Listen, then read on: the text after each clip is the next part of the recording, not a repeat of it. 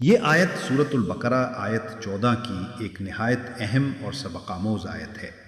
وَإِذَا لَقُوا الَّذِينَ آمَنُوا قَالُوا آمَنَّا وَإِذَا خَلَوْا إِلَى شَيْطَانِهِمْ قَالُوا إِنَّا مَعَكُمْ إِنَّمَا نَحْنُ مُسْتَهْزِئُونَ۔